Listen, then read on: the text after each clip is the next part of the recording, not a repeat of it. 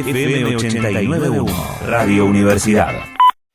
Hola, ¿cómo está? Muy buenos días, gracias por comunicarse. No, gracias a vos por atendernos. Una economía que está tan loca como el clima, más o menos, ¿no? ¿O no tanto? Sí, impredecible por lo menos, en el corto plazo, con esa dificultad.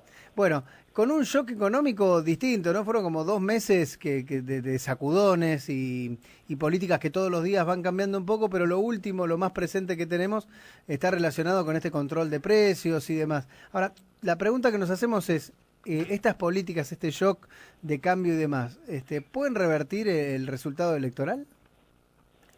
Bueno, me parece que, por un lado, tal vez la sensación o el gobierno hizo anuncios bastante grandilocuentes, y también me parece que incluso parte de la oposición, ¿no? Exageró el volumen de las medidas, anunciando que había un supuesto plan platita, ¿no? Como Sí, se claro. popularizó, pero lo cierto es que desde lo que vimos nosotros, las medidas fueron bastante más moderadas de lo que de lo que se presentaban, ¿no? Para ponerlo en números, estamos hablando de 100.000 millones de pesos, que es el 0,2% del producto. Eso puede ser muy abstracto, pero nuestra lectura es que no es un cambio muy ambicioso de medidas económicas, ni que permita aventurar un cambio en lo electoral muy contundente, ¿no? Claro. Lo que pasa es que sí fueron como, digamos, como que veníamos andando a 40 por hora, lo pasaron a nafta y fueron a 150. Ahora digo, si es suficiente no lo sabemos, esa es la pregunta, ¿no? Sí, a ver, me parece que el gobierno confía y los grandes números de la macroeconomía, por lo menos, hablan de que la recuperación se sigue sosteniendo, ¿no? O sea, estamos hablando de un crecimiento para este año entre 8,5, 9%, ¿no? Eso, en los términos de la macroeconomía, es un número importante. Después está la cuestión de cómo llega eso a cada hogar, a cada familia, porque ahí me parece que es muy heterogénea la situación, y eso es lo que le está complicando el escenario al gobierno, sobre todo, ¿no?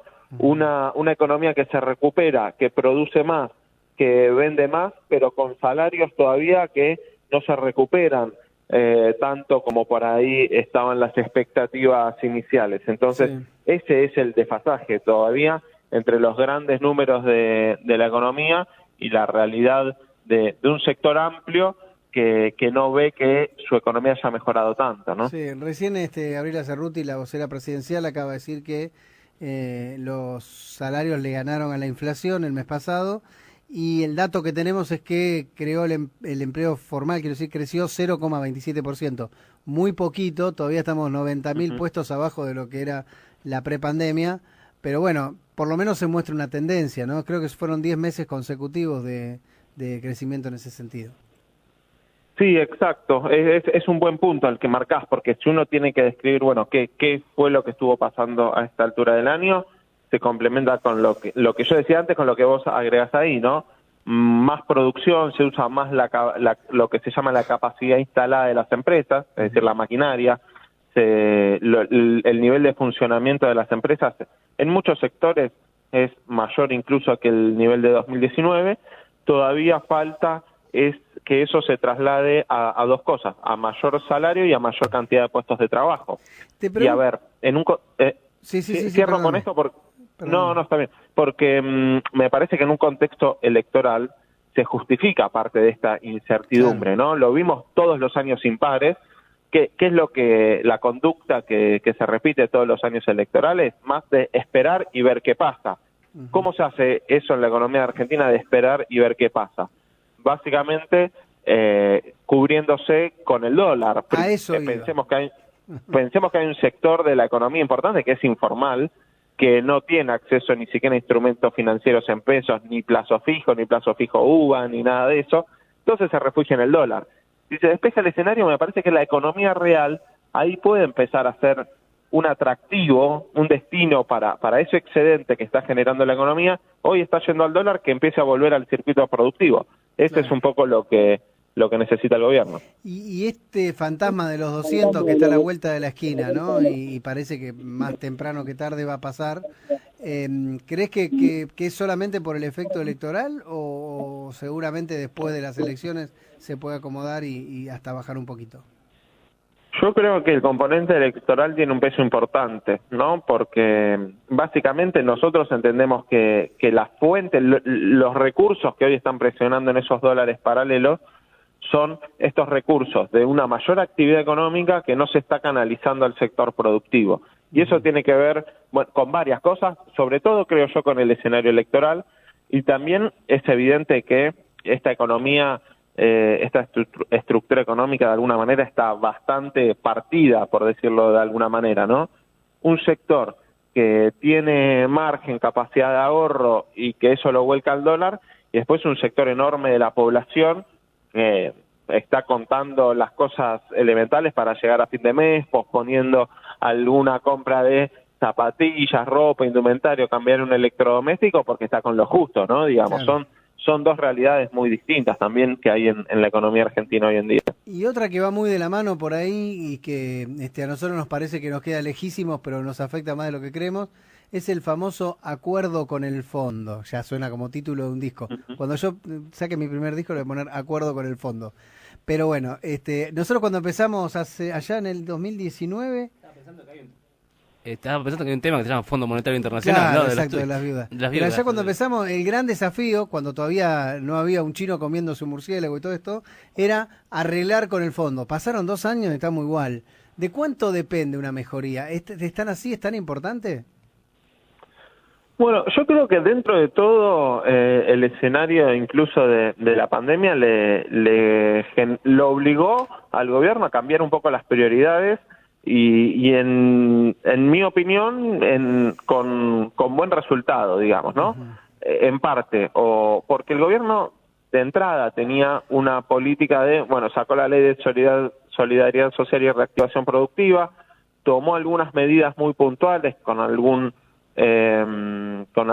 sesgo, sobre todo redistributivo importante, y después se había abocado en esos primeros 3 meses de gestión a la resolución y renegociación de la deuda, que era un esquema para mí con prioridades invertidas, porque era solucionar la deuda y después aplicar un programa económico, Claro. cuando lo que tenía que hacer, me parece, era al revés, ¿no? Claro. Lanzar y llevar adelante su propio programa económico y ir viendo cómo negociaba con la deuda. Hoy me parece que uno entiende que estos 2 años son una gran parte condicionada por la pandemia, no es un hecho menor, obviamente, pero me parece que se perdió de alguna manera una oportunidad, una ventana de tiempo en estos 2 años sin la revisión del fondo para tener un programa propio, para sentar las bases del propio proyecto económico del gobierno, y ahora es más estrecho ese margen, ¿no? Y cuando se hace más estrecho, ya sabemos, ¿no? Yo porque lo estudié, no tanto porque lo haya vivido, porque el último acuerdo con el Fondo Monetario que se había firmado, yo tenía 11, 12 años, digamos, pero en los 80 y los 90 sabemos que cada vez que se acercaba la fecha de un acuerdo, el fondo empezaba a correr el arco, ¿no? Sí. Y empezaba a poner más condiciones y a ponerse un poco más exigente, y de esa manera se terminaban generando muchos escenarios de desestabilización. Así que me parece que se repite un poco esa película, ¿no? Que ya hemos vivido varias veces en este contexto. La última, y te agradezco mucho este contacto, Nicolás, el control de precios, que es la última gran medida económica que ha impuesto el gobierno.